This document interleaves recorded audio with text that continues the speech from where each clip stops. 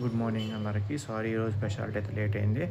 గురజాడ అప్పారావు గారు, ఈయన పుట్టింది వచ్చేసి వైజాగ్ విశాఖపట్నం అండ్ చనిపోయింది వచ్చేసి విజయనగరం అనమాట. 30th నవంబర్లో అయితే చనిపోయారు ఆయన.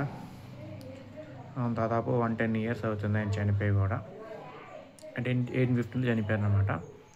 1915లో చనిపోయారు. Sorry for the mistake. 1915లో చనిపోయారు అనమాట. సో గురజాడ అప్పారావు గారి గురించి మనకు తెలిసిందే. అప్పట్లో కన్యాశుల్కం అని చెప్పి ఒకటి ఉండేది. అదేంటంటే ఇప్పుడు కొంతమంది ఇప్పుడు కూడా డబ్బులు పాల్పడుతున్నారులేండి. చిన్న చిన్న పిల్లల్ని 10 years 12 years 13 years చిన్న చిన్న ఆడపిల్లలు ఎవరైతే ఉంటారో వాళ్ళని రేపు మాపు చచ్చిపోయే ముసలోళ్ళకి ఇచ్చి చేసేవాళ్ళు. దీన్నే మనం కన్యాశుల్కం అంటాం అనమాట. అంటే చిన్న చిన్న పిల్లల్ని అమ్మేయడం. వాళ్ళు చదువుకునే ఏజ్లో వాళ్ళు చదువుకోనివ్వకుండా పెళ్ళిళ్ళు చేసేసి 11 years 12 years కలిగి ఆ ఏజ్లో ఏం తెలుస్తుంది, అయినా సరే ఆ ఏజ్లో అమ్మేయడాన్ని కన్యాశుల్కం అంటాం మనం. అలా ఉండేది ముందు పాతకాలంలో. కానీ గురజాడ అప్పారావు గారు ఎప్పుడైతే వచ్చారో అప్పటి నుంచి కన్యాశుల్కం అయితే తగ్గిందనమాట. ఆయన తెలుగు రచయిత అని కూడా చెప్పుకోవచ్చు. ఆయన చాలా రచయితలు అయితే చేశారు. అందుకని ఆయన వైజాగ్లో పుట్టారు. మన తెలుగు బిడ్డగా మనం గర్వించాలన్నమాట. ఆయన పుట్టింది తెలుగు స్టేట్లో, ఆంధ్రప్రదేశ్లో. అండ్ చనిపోయింది వచ్చేసి వైజాగ్లో పుట్టారు, విజయనగరం చనిపోయారు.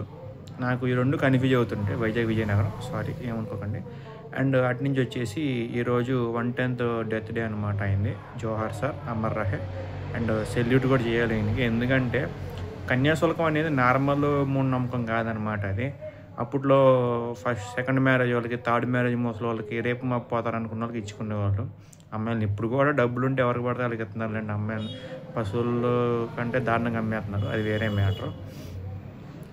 సో అది ఇప్పుడంటే బెటర్. ఇప్పుడు కొంచెం ఎడ్యుకేషన్ పెరిగింది, టెక్నాలజీ పెరిగింది, నాలెడ్జ్ పెరిగింది. ఎవరు నచ్చిన వాళ్ళు చేసుకుంటున్నారు, లేదా ఎవరు నచ్చినట్టు వాళ్ళు ఉంటున్నారు.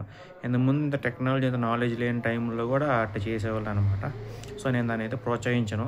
అండ్ అది ఎట్లా అంటే కన్యాశుల్కం మీన్స్ నథింగ్ బట్ వీళ్ళే ఎదురు కట్నాలు ఇచ్చి, అంటే ఆ ముసలోడు ఎవరైతే ఉంటాడో ఆడ ఎదురు కట్నం ఇచ్చి ఆ అమ్మాయిని పెళ్లి చేసుకునేవాడు అనమాట. ఎదురు కట్నాలు అప్పటి నుంచే ఉన్నాయి, ఇప్పుడే కాదు. ఇప్పుడైతే ఆ అమ్మాయిలకు మేము ఎదురు కట్నాలు ఇవ్వాల్సి వస్తుందిలేండి. అది ఇప్పుడు సిచ్యువేషన్ అదనమాట. So Kanyasulkam is a great disaster అని చెప్పుకోవాలి మన దేశంలో అప్పట్లో ఉన్న నమ్మకాల్లో. సో ఆయన 1915లో అయితే చనిపోయారనమాట. సో ఇదే నాకు ఈయన గురించి తెలిసింది. So thank you so much. జై హింద్.